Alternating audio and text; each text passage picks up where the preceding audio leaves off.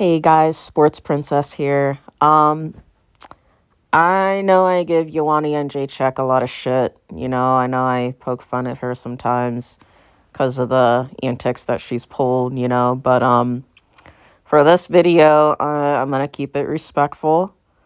Um, just because, when athletes retire, it's not an easy thing, and I'm kind of going through the same thing right now because after my injury, I don't even know if I can return to play. I'm doing everything I can. I'm hoping to get back on the rugby field, but I don't, I'm hoping I don't have to retire, and it's always a rough thing. So I'm going to keep this video 100% respectful. So Joanna Jedrzejczyk announces her retirement after her getting KO'd by Zhang Weilei. So I'm gonna be honest, when I really think about it, I'm not really surprised that Joanna Jedrzejczyk announced her retirement because up to this fight, Joanna, she wasn't her stuck-up self, leading up to this fight against Zhang Weilei. She wasn't acting, like the Joanna that we normally see. She wasn't acting the way that we normally see Joanna, talking shit, being disrespectful, and, hyping. She was kind of humble, actually. She seemed, somewhat likable.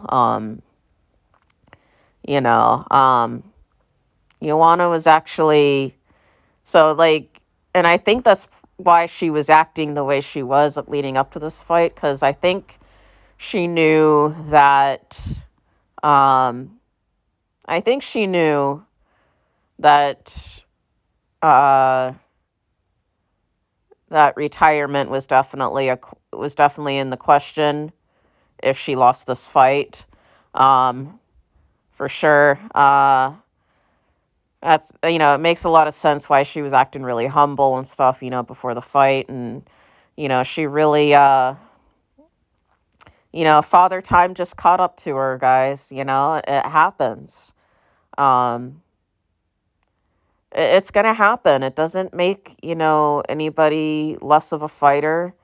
I mean, but you have, it happens, you reach your prime.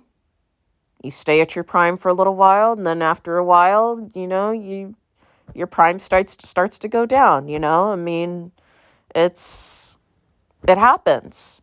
I'm not as fast as I used to be. Like with rugby, I'm not as strong as I used to be. I'm still very strong, but not like I was when I was younger. And it happens. Father Time caught up to Joanna, and it was time for her to hang up the boots, and Joanna's a big girl, and like all the weight cutting that she's had to do, she's been doing this for over 20 years, all that weight cutting. And Joanna, it's hard. She has a hard time, making it to strawweight, I don't think people realize how tough it is for Joanna to make championship weight at strawweight. So, yeah, all that weight cutting and, and the last few fights that she's been in, she really has taken a beating, I think that, I think that first fight against Zhang Weili really took a lot of time off of Joanna, and then this was just pretty much the nail in the coffin. So yeah, yeah. Sorry guys, I'm yawning. I'm pretty tired, but yeah, guys. I mean, it happens. It just Father Time's catching up. Holly Holm. Father Time's catching up to Holly Holm. Father Time's catching up to Valentina, whether people believe it or not.